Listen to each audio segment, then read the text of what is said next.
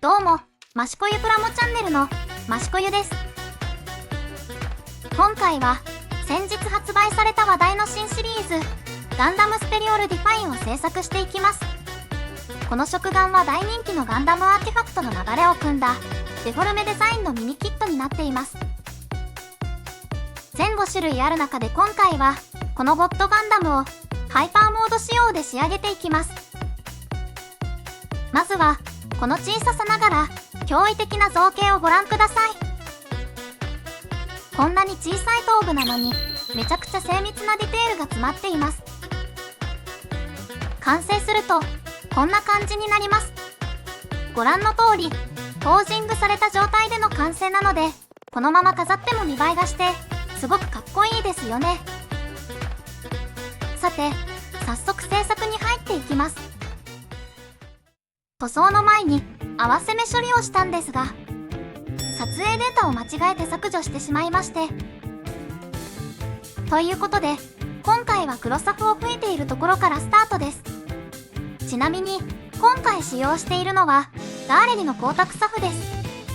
光沢ブラックの下地がメタリック塗装の輝きを最大限に引き出してくれるのでとてもおすすめです。サフが乾いたらいよいよ本命のゴールド塗装です。水性ホビーカラーのスーパーファインゴールドを全体に塗っていきます。この塗料元からサラサラしているので試し拭きしながら少しずつ溶剤を足して自分好みの濃度に調整するといいですね。水性塗料でもこんなにきめ細かいゴールドが使えるようになったのは本当に嬉しい進化ですよね。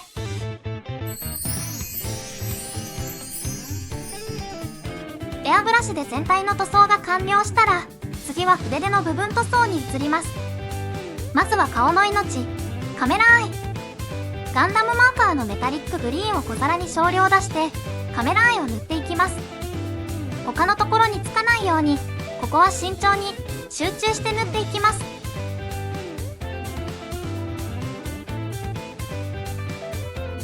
もちろん頭部センサーも同じように丁寧に塗っていきます。次にエナメル塗料のフラットブラックを使って目の周りを塗っていきます。エナメル塗料なら多少はみ出しても後で拭き取れるので最初はざっくり大胆に塗っていっちゃいます。しっかり乾燥させたら溶剤を含ませた筆ではみ出した部分を優しく拭き取ります。何回かに分けて丁寧に拭き取って拭き取り漏れがないように仕上げます。スカートや肩など黒いライン部分も同じくエナメル塗料で塗りはみ出しを拭き取ってメリハリをつけていきます。ここからがこのキットをさらに格上げするポイントです。次はレザリングカラーのグレーズレッドを使います。つま先や肩などハイパーモードのイラストやキットでオレンジ色になっている部分をこの塗料で上塗りしていきます。下地を生かしつつ色をつけていけるのが今回この塗料を選んだ理由の一つです。塗っては乾燥を数回繰り返して少しずつ色をのせていくのがポイントです。はみ出しても専用の溶剤で下地を犯さずに修正できるのが本当に助かるんですよね。さあいよいよ右手を真っ赤に燃やしていきます。水性ホビーカラーの蛍光レッドで右手全体を塗ります。乾燥したら蛍光オレンジと蛍光イエローを程よく混ぜて手のひらから指先に向かって明るくなるように塗ります。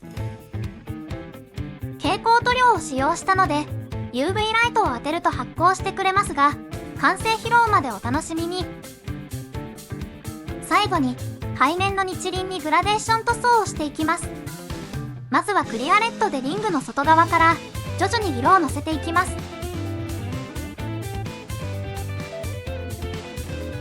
今度はクリアイエローで内側を徐々に塗っていきます。ちょっと赤が強すぎたかもしれませんがいい感じのグラデーションになりました。ハイパーモードのエネルギーがたぎっている感じが出たのではないでしょうか。塗装が完了したら光沢クリアで全体をコートします。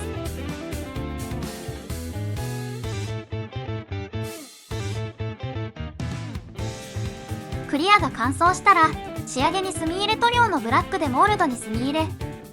はみ出し箇所は乾燥後に拭き取っておきます。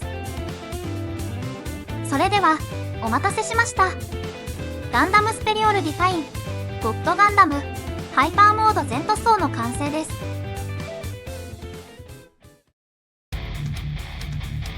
どうですか、この完成度。このサイズでこの迫力。俺の右手が真っ赤に燃える。ちなみにこのゴッドガンダムは100均で売っているディスプレイケース L になんとジャストフィットで入ります。ほこりまみれにならずに飾れるので、この飾り方はとてもおすすめですよ。今回はいろいろな制作や他のことの合間に作業していたので、発売から1ヶ月近く遅れての完成になってしまいました。過去買いしているので、他の機体もまた合間を見つけて制作していきたいんですけどね。最近は食玩も新作ラッシュで全然作業が追いつきませんね。